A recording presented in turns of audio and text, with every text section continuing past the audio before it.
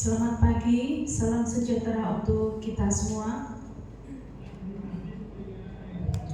Yang terhormat Kepala SMK Negeri 1 Jepara, Bapak Sugianto SPD, SST MPD. Yang kami hormati Wakil Kurikulum Bapak Taufik Fadli MPD. Yang kami hormati Bapak CGP untuk Angkatan 10 SMK Negeri 1 Jepara, serta Bapak Ibu Guru sebagai tamu undangan pada hari ini. Puji syukur kehadiran Allah Subhanahu wa Ta'ala yang senantiasa selalu melimpahkan rahmat dan hidayahnya kepada kita semua, sehingga pada pagi hari ini kita dapat berkumpul dalam keadaan sehat walafiat. Salawat serta salam kita haturkan kepada junjungan Nabi besar Nabi Muhammad SAW, yang tentu kita nantikan syafaatnya di yaumul kiamat. Pada hari ini izinkan saya selaku pembawa acara menyampaikan acara pada hari ini dengan judul Diseminasi Budaya Positif pada Aksi Nyata Modul 1.4 CGP Angkatan 10 SMK Negeri 1 Jepara. Berikut susunan acara yang akan saya sampaikan. Yang pertama, pembukaan. Yang kedua, sambutan. Yang ketiga, acara inti. Dan yang terakhir, penutup. Acara yang pertama adalah pembukaan. Bapak Ibu, marilah kita buka acara pada pagi hari ini dengan bacaan basmalah bagi yang muslim dan yang non-muslim menyesuaikan. Mari saya hantarkan. Bismillahirrahmanirrahim. Selanjutnya adalah sambutan dari kepala sekolah yang akan diwakilkan oleh Bapak Taufik Fadli MPD selaku Wakil Kurikulum. Waktu dan tempat dipersilakan. Terima kasih Bu Narini atas waktunya. Assalamualaikum warahmatullahi wabarakatuh. Yang saya hormati Bapak calon guru penggerak angkatan 10, Bapak Mustabik SPD, Bapak Suryo Subakti SPD, Bapak Sutijo Eskom, dan Bapak Yusuf FNI SD, serta Bapak Ibu guru beserta diseminasi budaya positif calon guru penggerak angkatan 10. Pertama-tama marilah kita panjatkan puji syukur kehadirat Allah Subhanahu wa Ta'ala karena berkat dan hidayahnya kita dapat berkumpul pada pagi yang cerah ini dalam keadaan sehat walafiat. Bapak Ibu semuanya, terutama Bapak Ibu CGP, terima kasih atas waktu yang diberikan. Saya mewakili Bapak Kepala Sekolah yang pada pagi hari ini berhalangan hadir karena ada kegiatan lain, menyampaikan rasa terima kasih dan bangga karena tahun angkatan 10 diikuti oleh 4 guru, jadi total guru penggerak atau CGP di SMK Negeri 1 Jepara berjumlah 19. Dan semoga Bapak Ibu CGP yang nantinya akan menjadi GP itu nanti memberikan dampak yang positif kepada SMK Negeri 1 Jepara, sehingga memiliki kontribusi untuk meningkatkan kinerja ataupun mutu pembelajaran yang ada di SMK Negeri 1 Jepara. Karena pada dasarnya guru penggerak diutamakan itu menjadi pemimpin pembelajaran. Jadi bagaimana pembelajaran di abad 21 ini bisa ada inovasi-inovasi baru, jadi tidak monoton seperti mungkin saat dulu kita sekolah dengan cara pengajaran yang sama itu saja, tetapi ada sedikit variasi, inovasi dan kreativitas, sehingga SMK Negeri 1 Jepara siswanya menjadi siswa-siswa yang unggul, berkualitas, yang nantinya akan menjadikan lulusan yang terbaik khususnya di Jepara dan nanti di Indonesia pada umumnya. Dan Bapak Ibu guru semua, Bapak Ibu guru JGP dan Bapak Ibu guru yang hadir, diseminasi budaya positif ini nanti akan dipaparkan oleh teman kita JGP, dan nanti mudah-mudahan budaya positif yang dibawa oleh teman-teman JGP ini dapat memberikan pengaruh yang positif kepada kita semua, sehingga dalam bekerja dan berkegiatan kita dapat menjadikan orang-orang yang ikhlas dan bekerja secara tuntas, dan akhirnya nanti menjadikan pola-pola pembelajaran yang terbarukan di zaman yang modern sekarang ini, karena eranya sudah serba digital. Tapi kita juga tidak boleh meninggalkan buku-buku teks, karena ilmu yang baru itu tidak boleh serta-merta menghilangkan ilmu yang lama. Itu saya banyak belajar dari banyak orang, itu ilmu lama itu jangan dihilangkan, tetapi disempurnakan oleh ilmu-ilmu yang baru, terutama dengan adanya guru penggerak ini. Dan semoga Bapak Ibu guru semua nanti bisa mengikutinya sampai akhir. Itu saja dari saya mewakili Bapak Kepala Sekolah. Terima kasih. Saya akhiri. Wassalamualaikum warahmatullahi wabarakatuh. Terima kasih. Selanjutnya adalah acara ini, penyampaian atau paparan diseminasi budaya positif aksi nyata modul 1.4 calon guru penggerak angkatan 10 SMK Negeri 1 Jepara, yang akan disampaikan oleh yang pertama Bapak Bambang Sutejo Eskom, yang kedua Bapak Suryo Subekti SPD, yang ketiga Bapak Mustafik SPD, yang keempat Bapak Yusuf Effendi ST. Baik, yang pertama penyampaian diseminasi budaya positif akan disampaikan oleh Bapak Bambang Sutejo Eskom. Waktu dan tempat dipersilakan.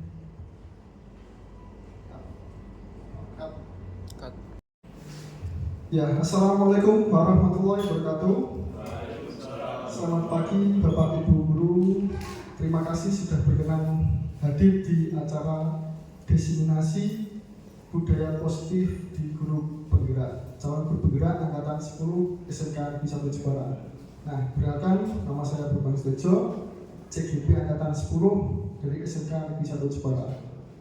Nah, kali ini saya akan memaparkan aksi nyata budaya positif. Nah, sebelumnya Bapak Ibu sudah pernah melaksanakan aksi nyata? Ada yang sudah pernah? Belum? Oke, kalau belum kita akan belajar bersama-sama. Next. Nah, ada pertanyaan pematik sebelum kita mulai. Antara setuju atau tidak, hukuman dapat mendisiplinkan anak. Nah, kira-kira Bapak Ibu guru ini setuju tidak? Tentang pendapat hukuman dapat mendisiplinkan anak. Setuju? Yang kedua, pemberian hukuman dengan hal positif seperti membaca atau membersihkan halaman sekolah dapat meningkatkan disiplin anak. Setuju tidak, Bapak Ibu? Tidak. Mungkin alasannya apa, Pak Andi? Tidak setuju?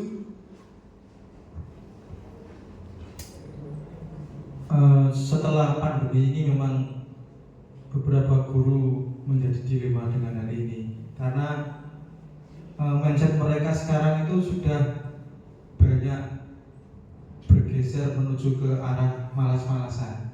Jadi ketika tanpa adanya hukuman dan contoh arahnya menuju ke hanya bersih-bersih halaman, mereka pasti akan menyepelekan. Untuk pertemuan selanjutnya atau hari berikutnya pasti ketika mereka telat atau ada permasalahan, jadi pola pikirnya hanya alah gampang, paling hanya bersih-bersih saja, dan itu kurang mengenang atau untuk mendisiplinkan siswa agak kurang. Jadi alangkah baiknya mungkin kita arahkan ke poin yang 1. Terima kasih. Terima kasih dari Pak Andi, pendapat yang sangat bagus. Beri tepuk tangan untuk Pak Andi. Mungkin ada tanggapan dari Bapak Ibu yang lain tentang pertanyaan yang kedua tadi. Sudah cukup? Ya, lanjut yang ketiga, memberi penghargaan dapat meningkatkan motivasi belajar anak. Nah, di sini tuh kadang kalau kita memberi penghargaan, ada anak yang senang dan termotivasi untuk belajar lebih lagi. Tapi ada juga yang setelah kita beri penghargaan, dia akan merasa besar kepala, merasa si paling di dalam kelas, di dalam kelompoknya itu. Dan kadang juga dia merasa manja, karena apa? Merasa disayang oleh gurunya karena diberi penghargaan. Mungkin ada yang setuju, mungkin ada beberapa dari Bapak Ibu guru lain yang mungkin ada tambahan masukan atau pengalaman selama pembelajaran. Tidak ada? Berfina? Tidak ada. Oke, terima kasih. Next. Nah, selanjutnya disiplin positif dan nilai-nilai kebajikan universal. Nah, selanjutnya. Nah, di sini ada perubahan paradigma. Nah, di sini ada kegiatan di mana kita akan mengepalkan tangan seperti ini. Nah, monggo Bapak Ibu guru bisa mengepalkan tangan. Sebelumnya ada A dan B, jadi ada kelompokan, satu kelompok 2 orang atau 2 Bapak Ibu guru, dan di mana nanti ada sobekan secara kertas kecil, tuliskan benda atau sesuatu yang sangat berharga untuk Anda, misalnya HP atau ditulis mobil atau mungkin ditulis jet pribadi atau apa. Nah gitu. Kemudian letakkan di salah satu tangan Anda dan genggam benda sesuatu tersebut dengan segala daya, sekencang-kencangnya. Nah, kemudian teman yang satunya, yang B, itu gimana caranya supaya bisa mendapatkan barang dari si A tadi dengan segala cara. Bisa dengan membujuk, boleh mengancam, ya, atau menghardik, atau merayu, mungkin ya, menyuap. Nah, bisa menyuap, gratifikasi, atau dengan cara apa? Supaya temannya tadi si A bisa melepaskan barang yang sangat berharga tadi. Nah, monggo Bapak Ibu bisa menyobek satu kertas kecil aja ya Bapak, dituliskan benda yang sangat berharga. Nah, mungkin dari Pak Surya sini A, Pak Mustafik B, Pak Andi A, Pak Eko B, Pak Mustafik A, Pak Arini B, kemudian Pak Fendi A, Pak Sulis B, Pak Yusuf A, Pak Suot B. Nah ini cowok-cewek. Kemudian yang Pak Zanuar dirayu oleh Bu Ervina. Pak Zanuar A, Bu Ervina B. Monggo silakan ditulis terlebih dahulu. Yang A menulis benda apa yang paling disukai, paling disayangi, paling berharga. Nah, benda ya, bukan orang. Benda, bukan orang. Kira-kira benda apa? Nah, mungkin kalau Pak Zanuar benda tambal ban mungkin.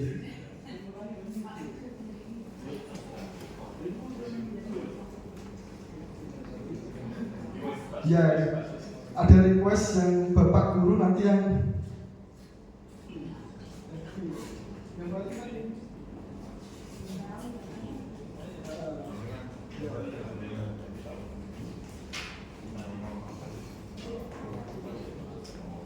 ya. Jadi nanti yang Bapak Guru yang merayu nanti.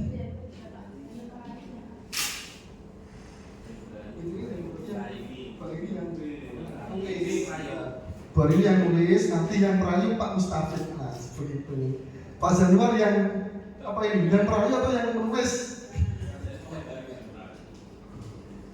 Jalan-jalan Pak Januar.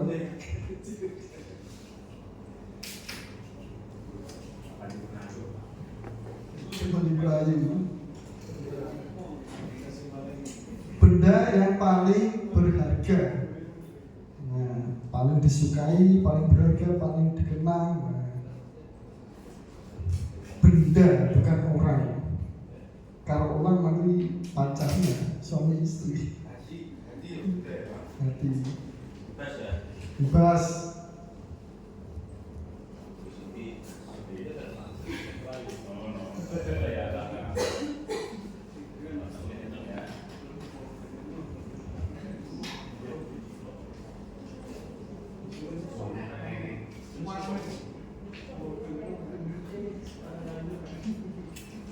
Monggo dituliskan bendanya.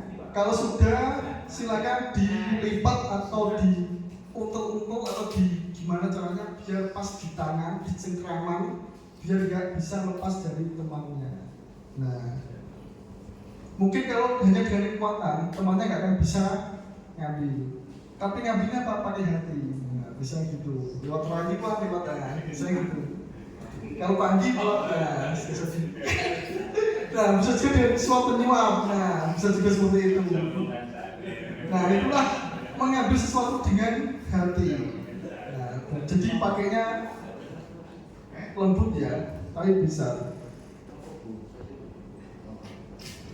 Gimana Pak Januar? Kau kok, monggo.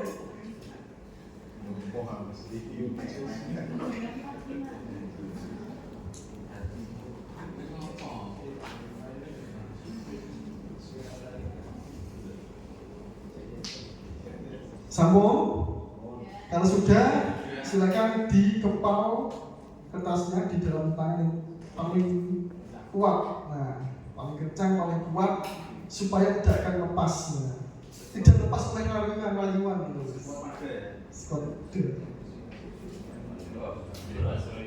Nah, silakan kalau sudah dikepal, silakan untuk B bisa membujuk, mengancam, menghardik, merayu, menyuap, atau cara apa saja biar bisa dapat kertas atau barang berharga milik si A. Silakan, monggo.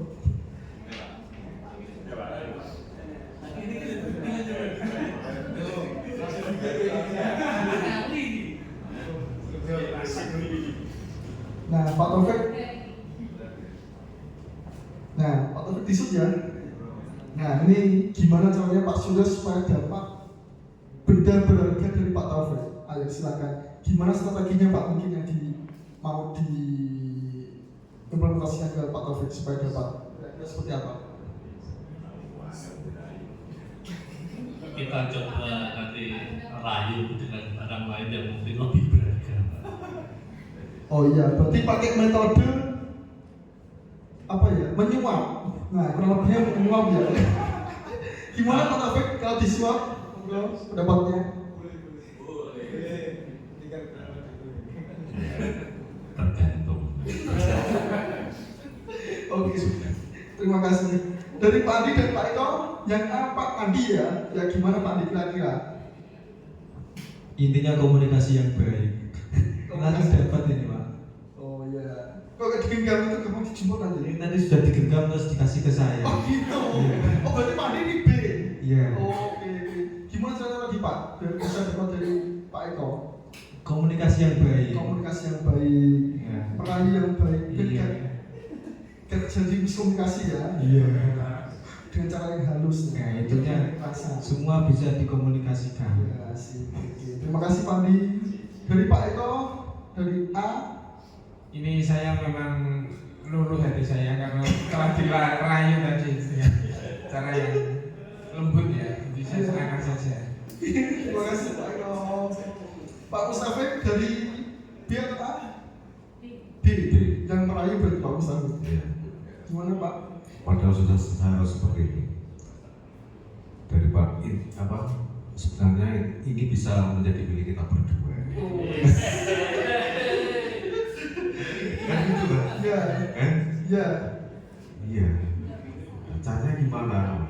Oh, berarti belum berhasil Pak Mustafa. Tapi sebelum berhasil ditolak cintaku. Sakit. Terima kasih Pak Mustafa.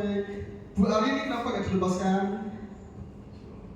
Seperti yang disampaikan oleh Pak Andi, Ya. mungkin dengan komunikasi yang baik tentu bisa.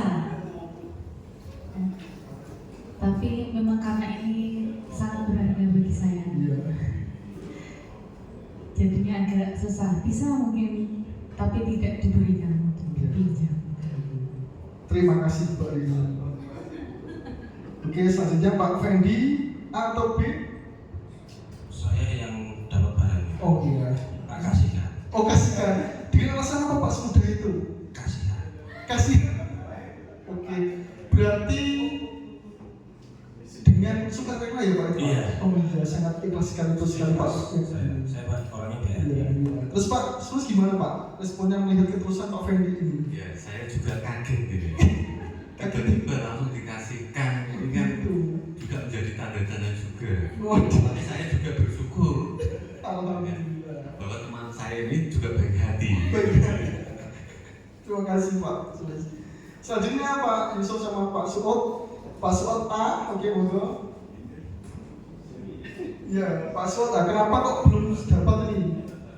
Saya belum mendapatkan apa yang saya minta dari Pak Usut karena beberapa komunikasi yang saya sampaikan ternyata belum mengenal betul hatinya. Jadi perlu lebih intens lagi dalam mengkomunikasikan apa yang saya harap dari beliau. Begitu. Mungkin itu yang Ya, bisa terima saya kasih. Dari Mas Yusuf gimana? Dari B, kenapa kok belum berhasil merayu Pak Suot ini Iya, gimana?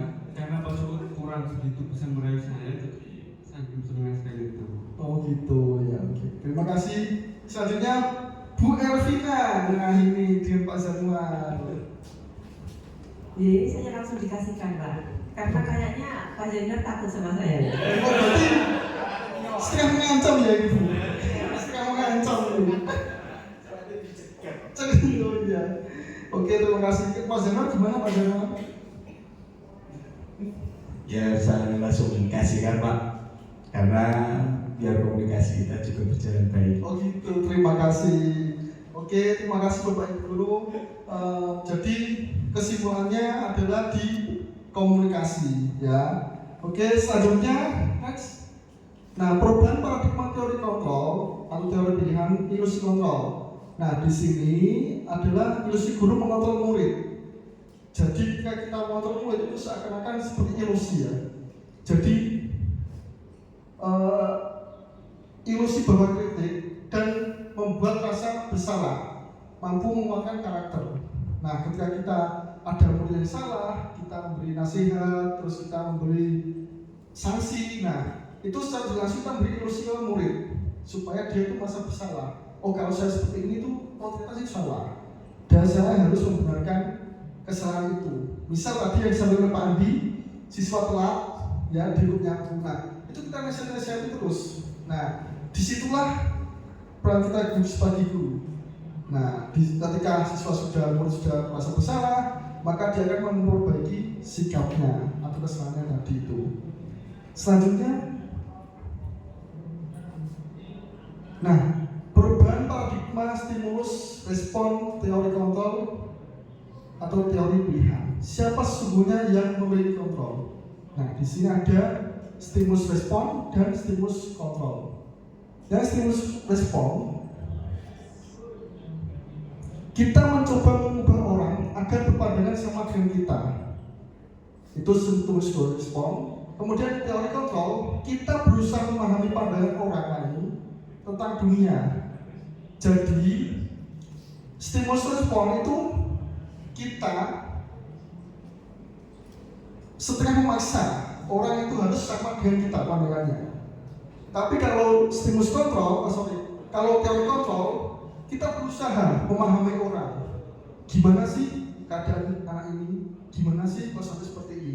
Nah, itu dari teori kontrol. Selanjutnya diputar. Nah, kali ini kita akan menonton video.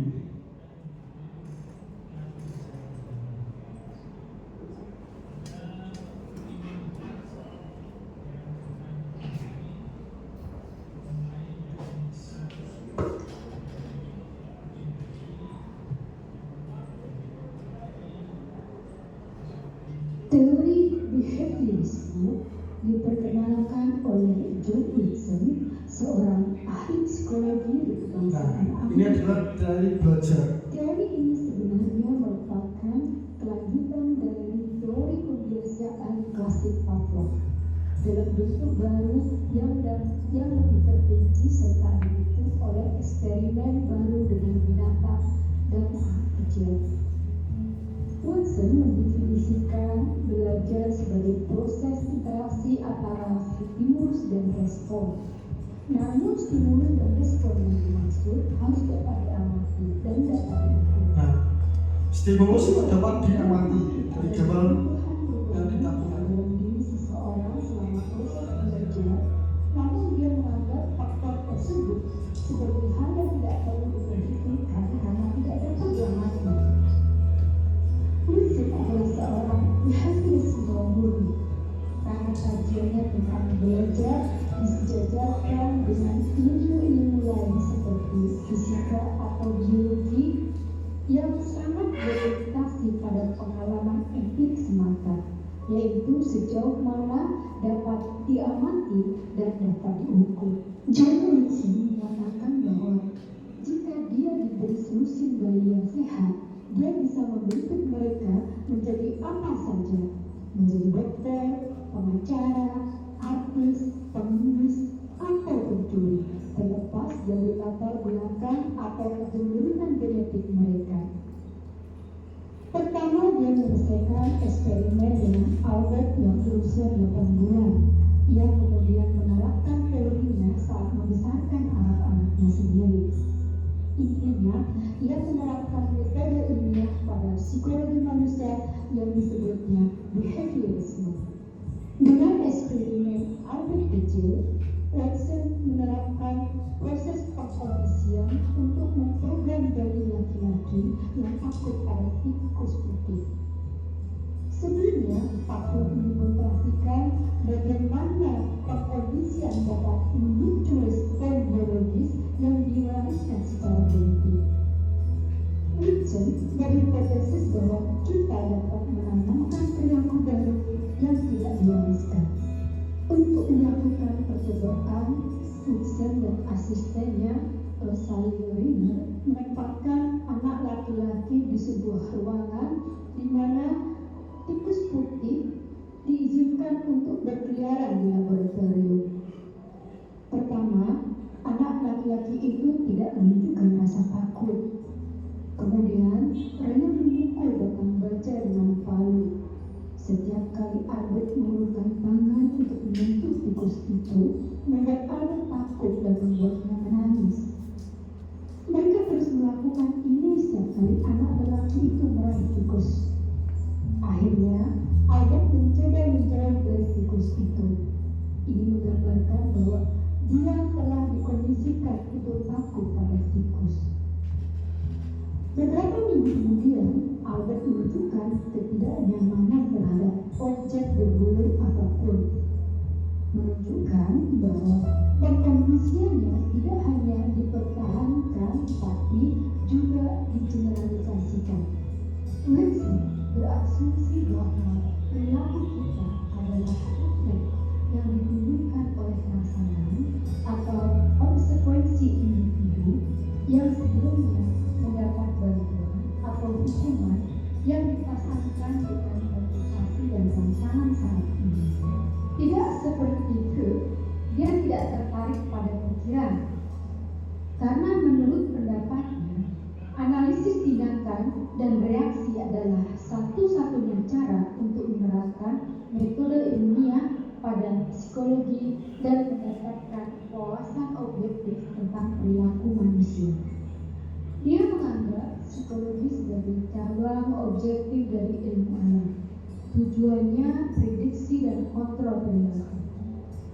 Seperti teman sesama penganut behaviorisme, dia percaya bahwa lingkungan tempat anak dibesarkan menentukan kecerdasan, temperamen, dan kepribadian. Wilson menerbitkan buku tentang perawatan psikologis bayi dan anak. Dalam bukunya, ia berpesan agar para orang tua tidak terlalu sering menyentuh anaknya dan menjaga jarak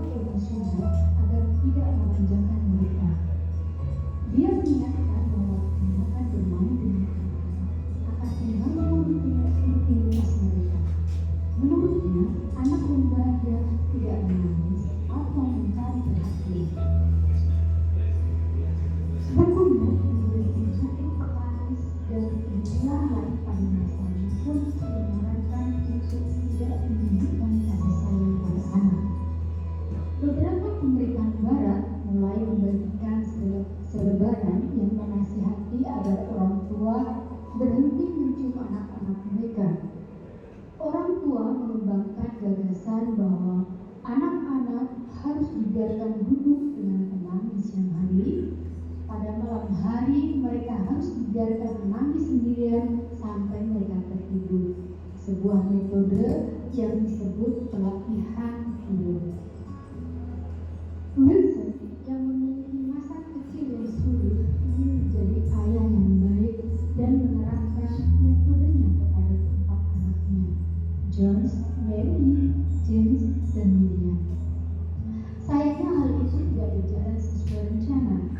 John menulis pada hidupnya tentang sakit kepala yang tak tertahankan dan meninggal di atas usia 50 tahun. Anaknya yang bernama Mary mengalami masalah minuman beralkohol dan mencoba bunuh diri, seperti saudara laki-lakinya James. William meninggal bunuh diri pada usia 40 tahun. Wilson diduga mengakui bahwa dia menyesal menulis tentang memisahkan anak karena dia menyadari dia tidak cukup tahu tentang hal itu untuk melakukannya. Menjelang akhir hidupnya, dia menjadi tertutup dan sebelum kematiannya pada tahun 1958 dia membakar semua dokumen terbarunya. Bagaimana menurut Anda? Wilson yakin bahwa jenis pengasuhan yang kita terima dapat menentukan jalan hidup kita. Ia mengklaim bahwa ia dapat mengubah seorang bayi menjadi seseorang yang ia inginkan.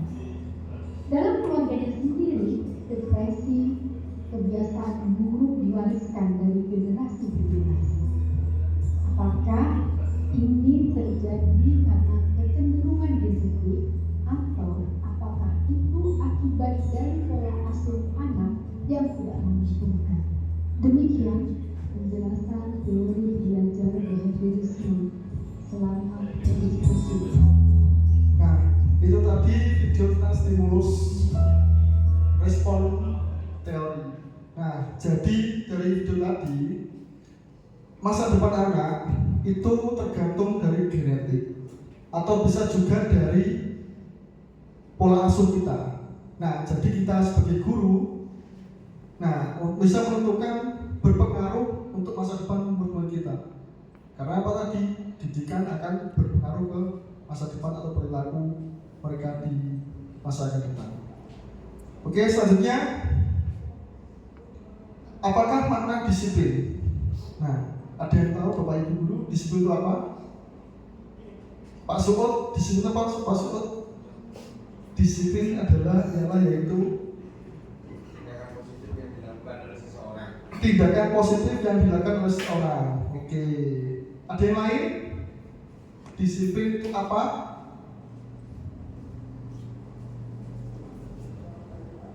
Pak Sulis? Disiplin Pak Sulis? Ya, apa disiplin?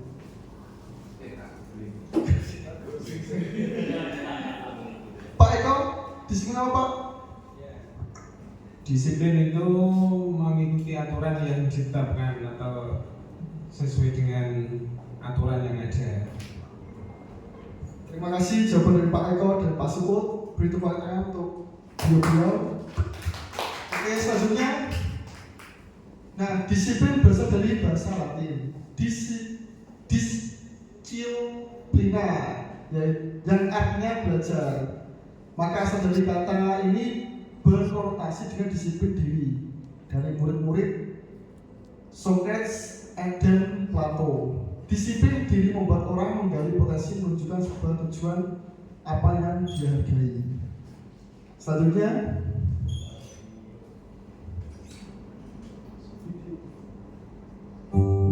nah, kita akan melihat video lagi disiplin positif. Memiliki anak yang dapat mengontrol diri dengan baik dan bertanggung jawab adalah impian kita semua. Disiplin positif adalah salah satu metode yang bisa dipakai untuk mewujudkannya. Inti dari disiplin positif di lingkup pendidikan adalah pendekatan untuk mendidik dan membina peserta didik yang bertumpu pada upaya membangun pemikiran dan perilaku positif, di mana dalam pelaksanaannya ada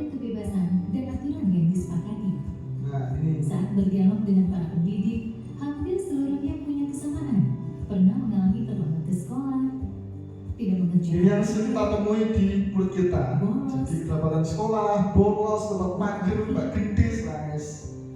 Sudah familiar dengan kita. Tidak tepat lainnya. Akibatnya, mereka mendapat hukuman seperti membersihkan ruangan kelas, Nah, ini seperti kita juga. di lapangan, dipukul, dicubit telinganya, dipermalukan, dan lain sebagainya.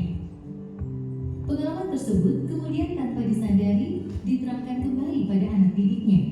Kemudian hal ini akan terus berulang, diwariskan dari generasi ke generasi.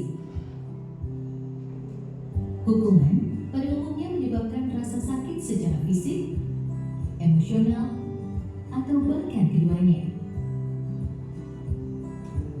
Istilah corporal punishment meliputi hukuman fisik dan non-fisik yang bertujuan menyakiti atau menimbulkan rasa tidak nyaman.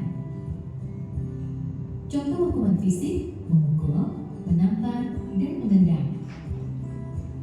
Sedangkan hukuman non-fisik diantaranya meremehkan, menghina, atau mengancam. Sekarang itu adalah membuli. Setiap Apa satu anak yang tidak tepat dan harus berhubungan. direspon dengan hukuman. Disinilah pentingnya bagi kita memahami tahap perkembangan anak agar dapat merespon perilaku mereka dengan tepat. Setiap anak memiliki kecepatan pertumbuhan yang berbeda-beda. Sangat penting bagi pendidik untuk memahami dengan baik konsep tumbuh kembang anak agar dapat memegangnya sebagai prinsip dasar proses mendidik. Anak usia balita biasanya senang berlarian. Sementara anak usia sekolah dasar cenderung lebih mempercayai guru dan teman-temannya. Kemudian anak SMP yang ada di masa Nah, di sini ada tahapan-tahapan dan sedang perkembangan anak dari SD, SMP, SMA, atau SMK berbeda-beda. terus akan menjadi keyakinan bagi mereka dan sekaligus membentuk ekspresi serta perilakunya. Nah, ini seperti murid kita SMA, SMK sudah ditopkan. Ketika perilaku anak tidak sesuai dengan harapan orang dewasa, konsekuensi logis di dalam disiplin positiflah jawabannya. Konsekuensi logis adalah konsep paling dasar dalam logika. Dalam pendidikan, konsekuensi logis fokus pada solusi. Anak akan diajari mentaati aturan atas dasar kesadaran dan tanggung jawab. Anak juga mendapat penjelasan mengenai konsekuensi tindakan dan empati. Ada 2 syarat kondisi dan 4 prinsip dalam penerapan konsekuensi logis. 2 syarat kondisinya yaitu membangun koneksi sebelum mengoreksi perilaku dan selalu bertanya bukan menasehati. Kemudian 4 prinsipnya adalah 1. Beralasan, 2. Berkaitan, 3. Menghargai, 4. Membantu. Dengan arahan konsekuensi logis ini, pendidik tetap harus secara konsisten memberi dukungan yang positif kepada peserta didik. Merasakan pujian dan cinta dari orang lain seperti guru, orang tua, dan teman-teman membuat anak terdorong untuk berperilaku baik dan positif. Kalimat seperti, "Saya telah melihat kerja kerasmu. Saya percaya bahwa kamu dapat melakukan yang lebih baik ke depannya." Semangat seperti itu tentu akan sangat berarti bagi mereka. Beberapa hal yang perlu diperhatikan saat memberikan dorongan positif diantaranya, mata dan nada suara kita sangat penting dalam menyampaikan pesan. Hindari membandingkan anak.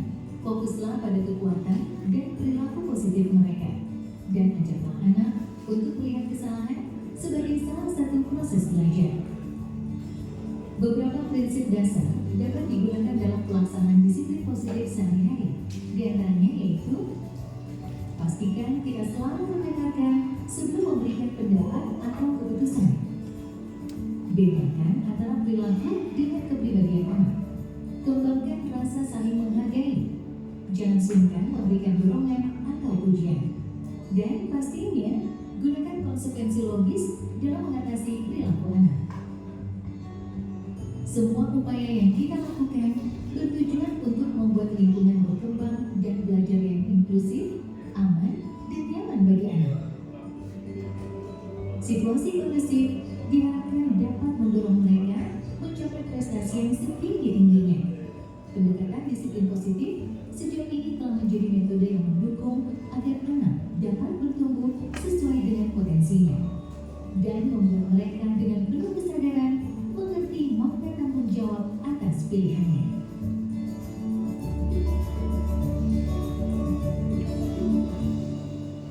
Nah, itu tadi video tentang disiplin positif. Jadi ketika kita menghukum siswa atau murid, itu akan memberikan dia luka lahir atau maupun batin. Dia akan selalu dikenang sampai keluar nanti. Nah, yang terbaik adalah kita beri yang namanya konsekuensi. Jadi kita diberi pemahaman. Kalau jika mereka seperti ini, maka kamu akan seperti ini.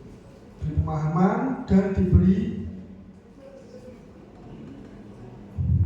penghargaan. Nah, seperti itu. Selanjutnya, teori motivasi, hukuman, dan penghargaan dan restitusi.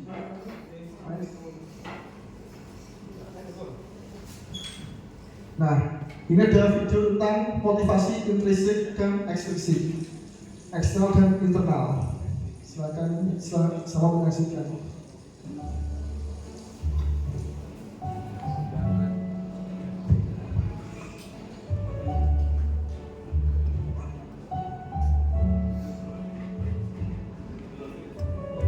Nah, awalnya di sini pria itu motivasinya secara eksternal, dorongan dari luar. Nah, awalnya dia melakukan itu secara terpaksa awalnya, karena tidak tega melihat orang lain yang membutuhkan. Nah, melihat dan barang salah.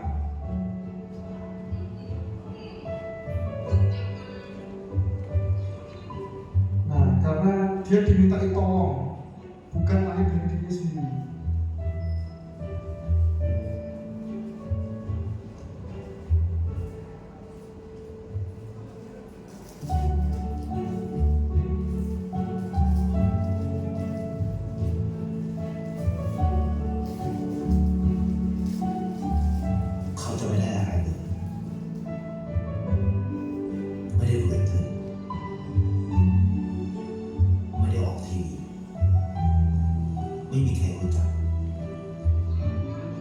Tapi setelah lama-kelamaan dia akan terbuka hatinya dan melaksanakan kegiatan atau perilaku positif itu dengan sukarela, datang dari dalam hatinya sendiri.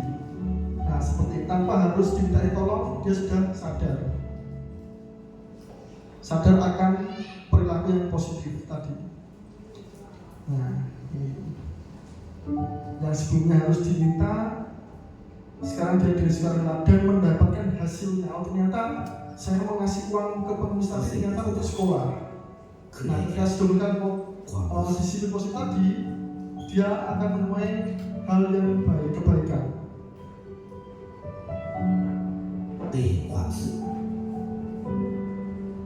Nah, sekarang dia sudah melaksanakan perilaku positif dengan senang dan ikhlas.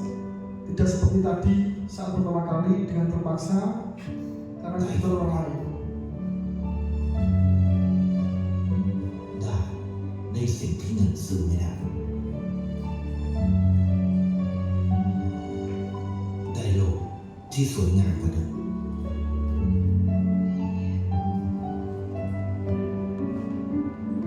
ในชีวิตคุณอะไรคือสิ่งที่คุณต้องการมากที่สุดให้ประกันชีวิตเชื่อในความดี Nah, sama dengan peserta didik kita, murid kita. Awalnya mereka melaksanakan kebaikan itu dengan terpaksa. Mungkin berangkat tepat waktu itu terpaksa, masih pengen tidur, pengen apa yang mungkin bagusnya dan lain-lain. Tapi setelah kita mungkin kasih motivasi eksternal dari kita kan, motivasi eksternal, dia akan melakukan tapi masih dengan terpaksa. Lama-lama akan terjadi kebiasaan. Kemudian akan tumbuh rasa bahwa oh ini benar, jadi saya harus melaksanakan ini. Seperti itu akan timbul motivasi intrinsik atau motivasi internal dari dirinya sendiri tadi. Selanjutnya, nah ini false motivasi ekstrinsik lagi, contoh.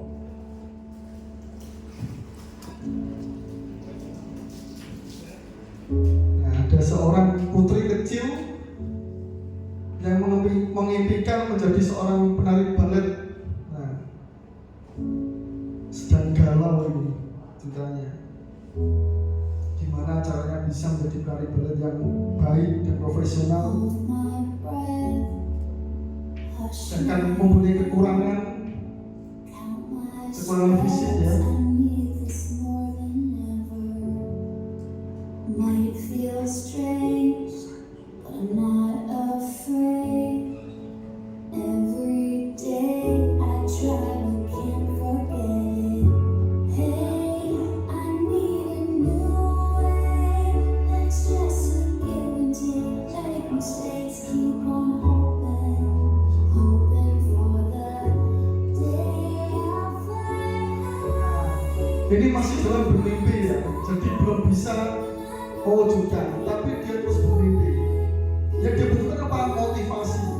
Nah, ini ibunya datang untuk menemui putrinya dan memberi motivasi secara eksternal. Motivasi eksternal tadi motivasi yang datang dari luar dirinya sendiri. Nah, kemudian si memberi pakaian balet yang menjadi semangat untuk putrinya berlatih balet. Nah, sudah mulai termotivasi dan semangat untuk meraih impiannya.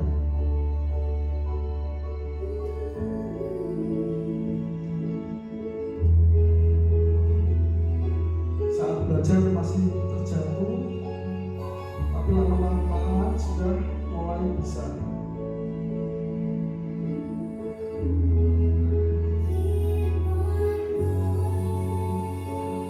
Nah, sudah mulai timbul kepercayaan dirinya. Nah, kemudian saat bermain bertemu temannya yang galau juga dan kurang semangat, dia melakukan apa yang ibunya lakukan kepadanya, kemudian beri motivasi untuk meraih impiannya. Nah, oke, selanjutnya next. Nah, selanjutnya adalah motivasi intrinsik.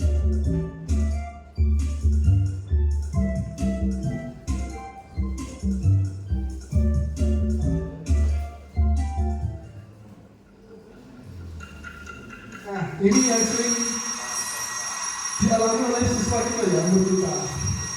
Sudah jam 7 tapi masih tidur. Nah, terlambat.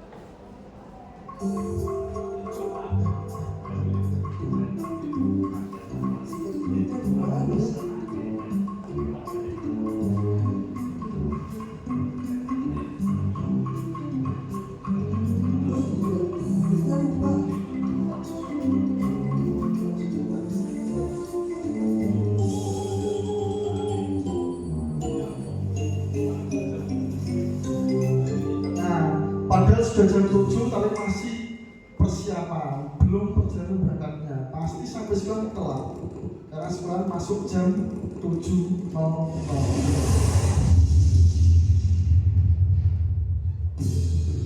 Nah, di depan halaman sekolah sudah disebut oleh bapak ibu gurunya.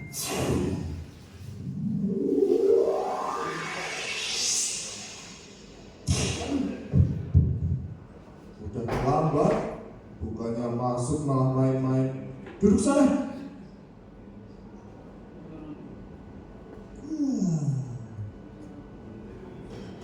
Nah, di kelas mengantuk karena belum punya kesadaran. Jangan tidur.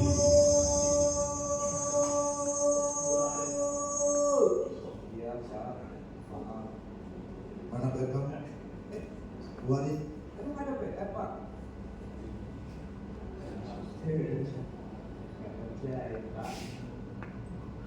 Sekarang kamu keluar, berdiri dan hormat di depan kalian. Lain kali kalau kamu nggak percaya PR, hukumannya akan lebih berat.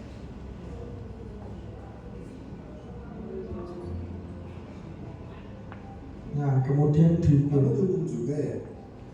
iya nih ngerjain PR matematika sama kalau gitu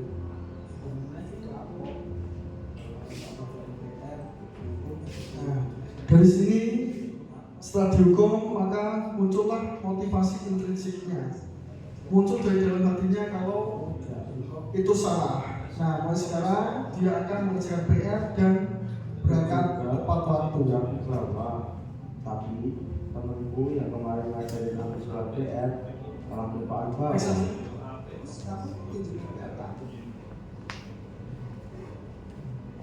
Nah, selanjutnya dihukum oleh penghargaan. Tadi apresiasi atau penghargaan itu berdampak beberapa hal ya, pengaruh jangka pendek dan jangka panjang. Kemudian penghargaan dapat juga menghukum. Kemudian penghargaan mengurangi kecepatan, penghargaan tidak efektif. Tadi yang sudah saya sampaikan, penghargaan kurang efektif ketika kita memberi penghargaan kepada murid yang mempunyai rasa mudah puas atau mudah bangga. Nah itu maka penghargaan itu tidak efektif. Kemudian penghargaan dapat merusak hubungan. Penghargaan menurunkan kualitas. Nah tadi ketika siswa sudah merasa puas, maka secara tidak langsung dia akan menurunkan kualitasnya. Tidak siswa itu untuk belajar karena dia sudah merasa bangga tadi, mudah puas. Kemudian penghargaan mematikan kreativitas, penghargaan mematikan kreativitas tadi. Ketika sudah mungkin misal ikut lomba seni, nah sudah dapat juara, tapi dia sudah merasa puas. Nah ketika lomba lagi dia sudah menyepelekan kalau gitu aja, tapi tidak memikirkan saingannya sudah berkembang. Kemudian yang terakhir, penghargaan mengurangi motivasi intrinsik. Nah mungkin dari tadi mungkin sudah besar kepala, sudah tinggi hati, jadi mengurangi motivasinya untuk belajar lagi karena sudah merasa puas tadi, sudah puas. Selanjutnya, bentuk program kebajikan apresiasi. Dalam memberikan apresiasi pengakuan perlu diingat beberapa hal. Yang pertama, beri pengakuan khusus secara khusus. Yang kedua, beri pengakuan secara pribadi. Yang ketiga, beri pengakuan kepada semua murid bergantian. Yang keempat, beri pengakuan secara konsisten. Yang kelima, fokus pada proses. Jadi ini kita berikan secara sesuai dengan yang kita butuhkan. Misal, pengakuan secara khusus mungkin kepada siswa kita yang juara, mungkin juara lomba atau apa, kita beri pengakuan secara khusus. Kemudian pengakuan secara pribadi kita sampaikan secara pribadi secara lisan biasanya. Pengakuan kemudian ketiga, beri pengakuan kepada semua murid. Mungkin bisa di kelas, murid itu di satu kelas itu sudah merasakan kebersihan kelas, mungkin ujian dapat bagus semua atau gimana, itu bisa kita beri pengakuan secara keseluruhan ke semua murid. Next,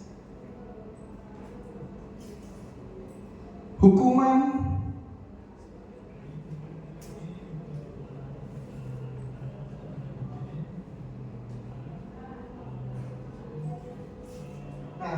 kita akan masuk di materi hukuman atau konsekuensi.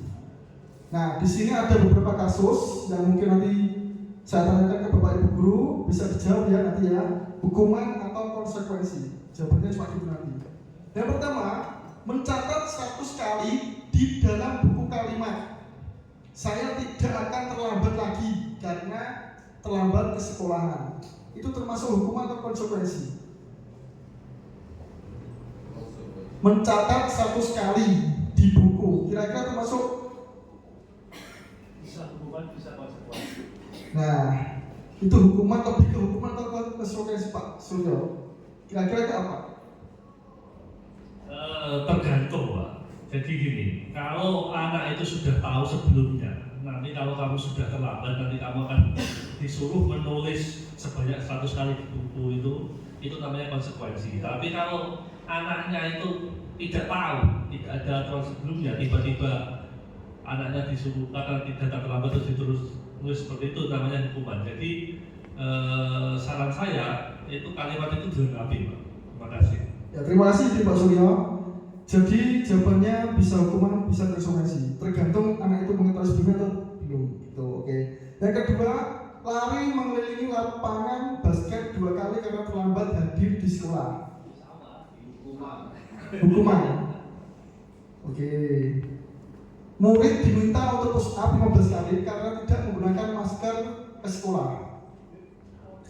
Pastinya itu dikasih aturan Pak sebelumnya mungkin. Nah,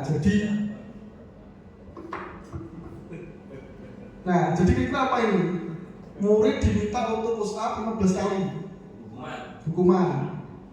Mengganti kertas tugas teman yang telah dicoret-coret.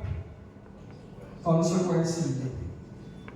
Membersihkan tumpahan air di meja tulis karena kesenggol saat belajar. Ada sebab, ada akibat ya. Nah, sebelumnya saya itu seperti ini, jadi saya harus seperti ini. Itu konsekuensi. Murid disuruh untuk mengenakan sepatu seharian di sekolah karena tidak menggunakan sepatu hitam. Disuruh itu apa kira-kira? Hukuman, oke. Lari mengelilingi lapangan basket 2 kali karena terlambat 10 menit untuk pelajaran SUK. Konsekuensi, oke. Kita lihat jawabannya, next. Nah, berarti tadi yang mencatat 100 kali termasuk hukuman. Lari mengelilingi lapangan basket 2 kali karena terlambat hadir, hukuman. Murid diminta push up, hukuman. Mengganti kertas, konsekuensi. Membersihkan tumpahan air, konsekuensi. Murid disuruh untuk mengenakan sepatu seharian, hukuman. Lari mengelilingi lapangan basket, konsekuensi. Kira-kira perbedaannya apa? Hukuman sama konsekuensi, Pak Suryo? Perbedaan antara hukuman dan konsekuensi. Konsekuensi itu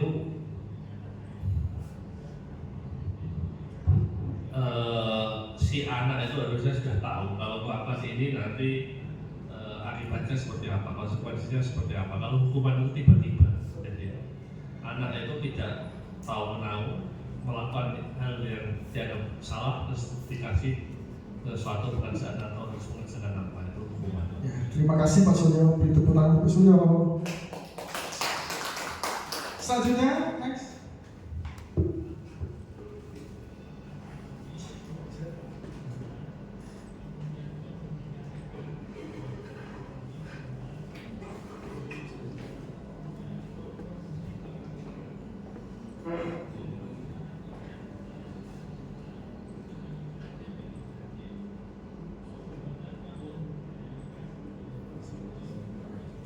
Nah, kita akan melihat penonton ya, salah satu contoh video konsekuensi.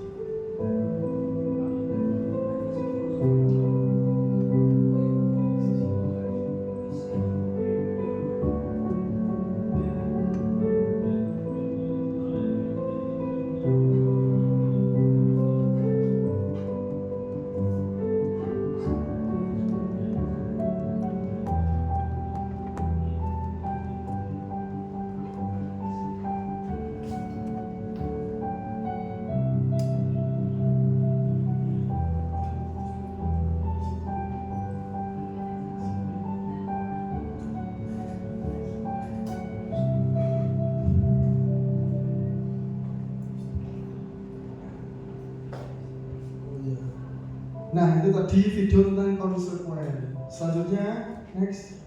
Nah, yang ini tentang hukuman. Ceritanya ini ada yang naik motor.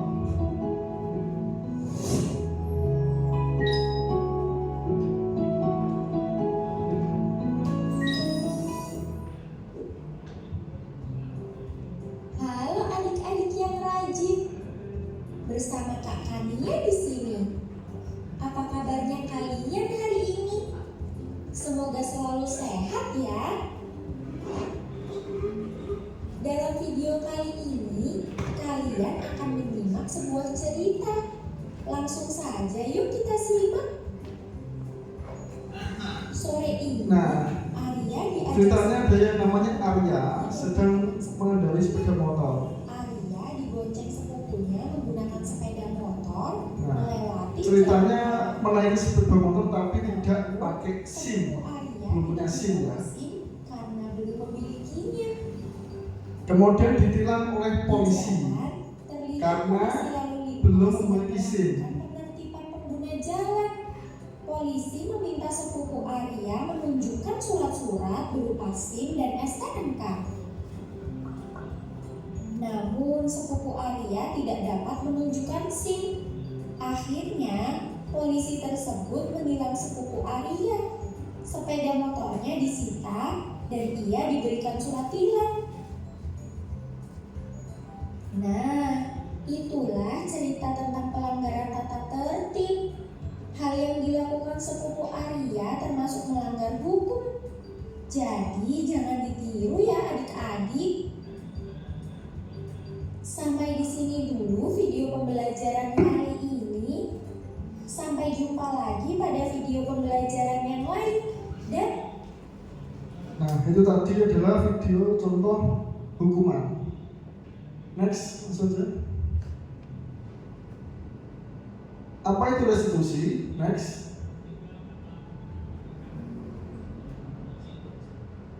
Restitusi adalah proses menciptakan kondisi bagi murid untuk memperbaiki kesalahan mereka. Nah, ketika murid melakukan kesalahan, misal telat, nah di situ kita melakukan pembimbingan, melakukan nasihat, kemudian siswa akan melaksanakan yang namanya restitusi atau proses untuk memperbaiki kesalahan yang telah dilakukan. Selanjutnya,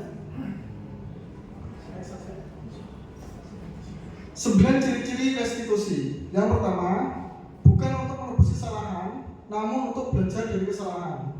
Jadi, ketika siswa telat melaksanakan restitusi itu bukan untuk menebus kesalahan. Kalau menebus kesalahan itu namanya hukuman atau sanksi.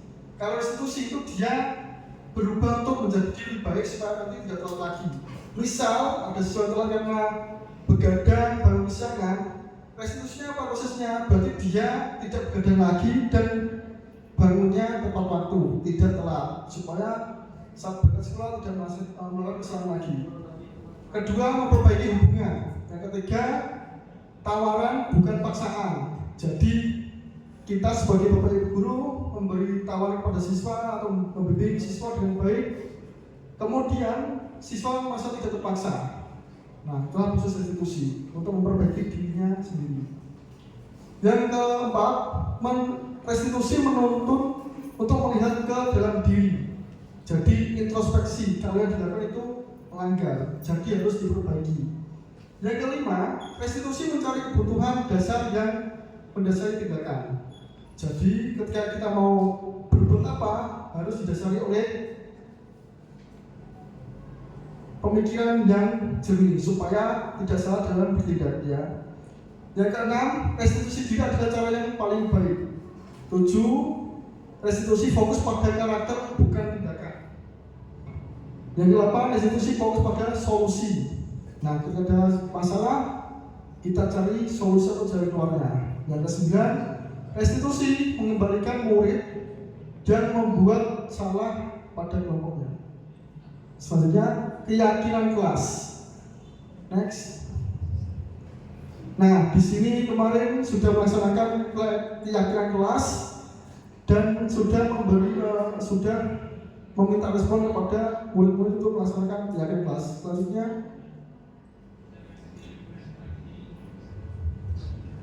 mengapa tidak peraturan saja? Mengapa harus keyakinan kelas? Alasannya adalah yang pertama, mengapa kita memiliki peraturan harus menggunakan helm bila mengendarai kendaraan roda 2? Kedua, mengapa kita memiliki peraturan 3M, menggunakan masker, mencuci tangan, dan menjaga jarak 1,5 meter ketika corona kemarin?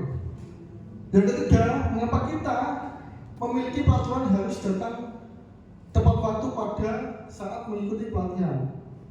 Selanjutnya, nah ini, adakah Bapak Guru yang tahu tentang perbedaan apa itu kesepakatan kelas dan keyakinan kelas?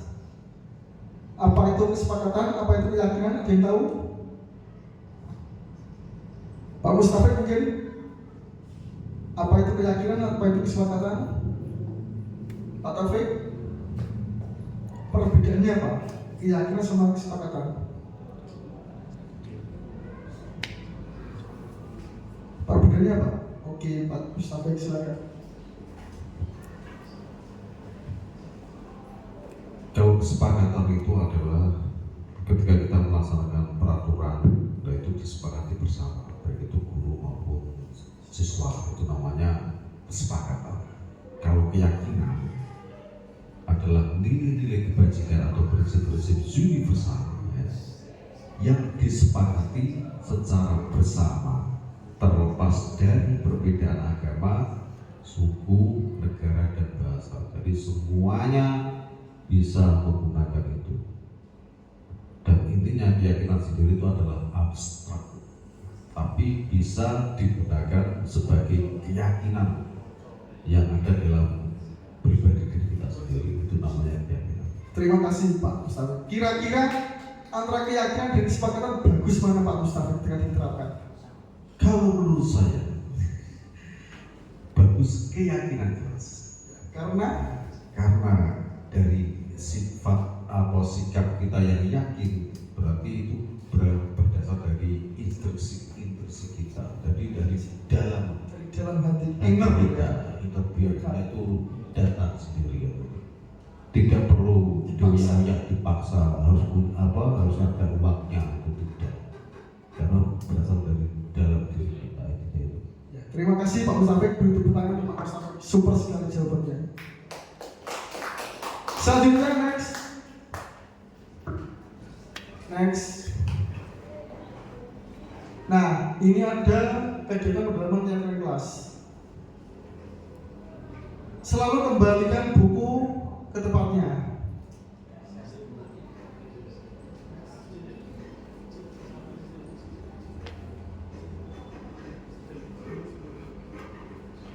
Ini termasuk apa? Kira-kira kelas apa?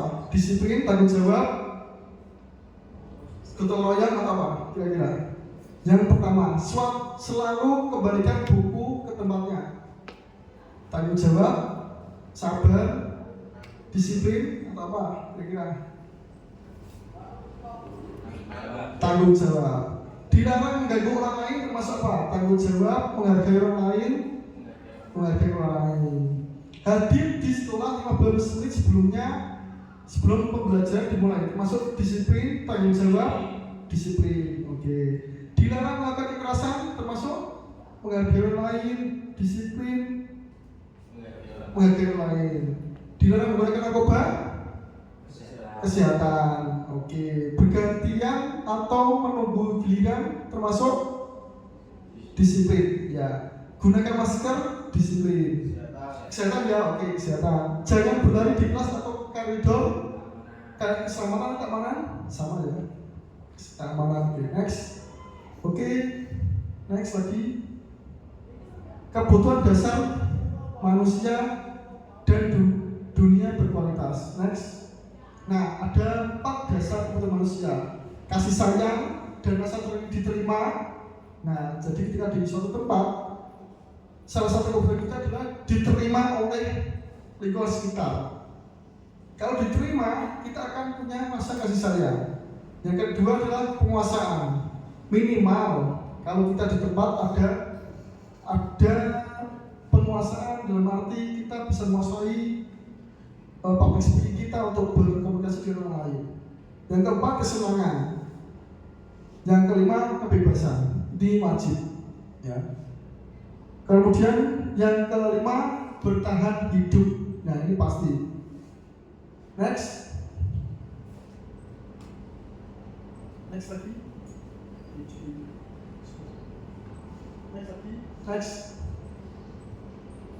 Next lagi. Nah, ada 5 posisi kontrol.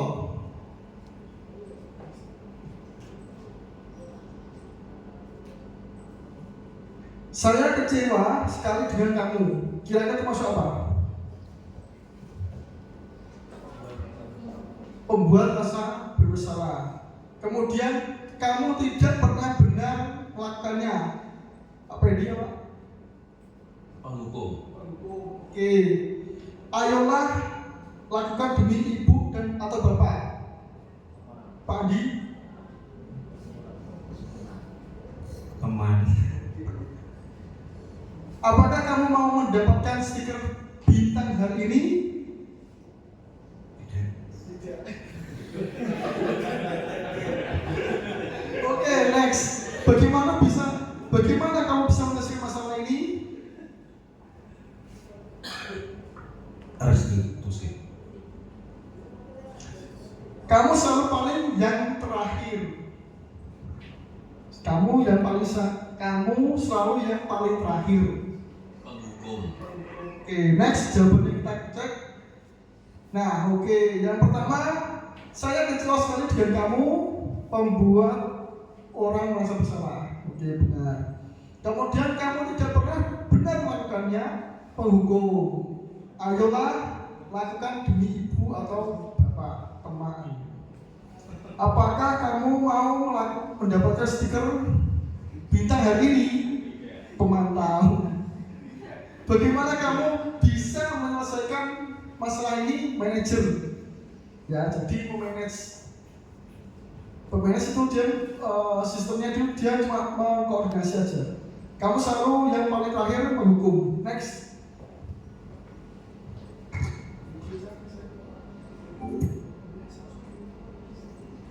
Nah, kali ini kita akan masuk di segitiga restitusi. Apa itu segitiga restitusi?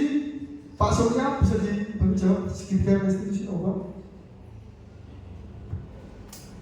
Jadi segitiga restitusi itu satu upaya untuk yang terdiri dari 3 hal, yaitu menstabilkan identitas, kemudian yang kedua itu menstabilkan identitas, kemudian bisa dibantu Pak Surya? Monggo Pak Mustaqim. Menanyakan keyakinan, dan yang ketiga itu adalah validasi kebutuhan. Ya. Oke, terima kasih Pak Surya, teman Pak Surya. Next, selanjutnya. Next aja.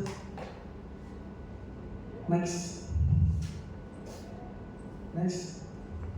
Nah, ini adalah saya sudah kemarin mengambil satu kasus real dari murid 10 TKJ 1 yang bernama Bagus. Dia sering terlambat. Nah, bisa dibuka ya.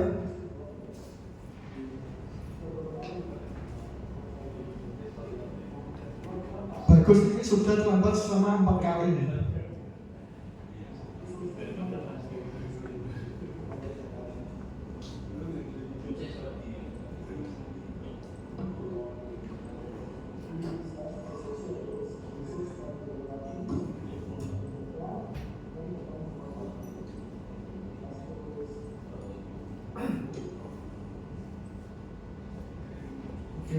Next, setelah diwawancarai, kemudian murid memberikan feedback. Nah, bahwa dia merasa senang karena sudah diajak berbicara dengan baik-baik tanpa harus menghukum secara keras. Nah, jadi murid itu lebih suka kalau diajak komunikasi secara baik. dia akan mendapatkan solusi untuk kedepannya lagi. Lanjut kasus yang kedua, next. Nah ini yang kedua namanya Zida, kelas 11 tingkat 1. Dia pernah tidak masuk sekolah tanpa keterangan atau tanpa izin. Nah setelah dilakukan resolusi, dia sudah bisa mendapatkan solusi dan memperbaiki kesalahannya dan menjadi lebih baik. Next lagi. Nah demikian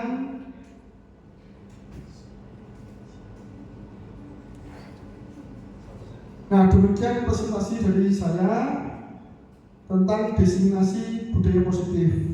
Mungkin dari Bapak Ibu Guru ada yang ditanyakan? Cukup? Oke. Terima kasih dari saya. Wassalamualaikum warahmatullahi wabarakatuh.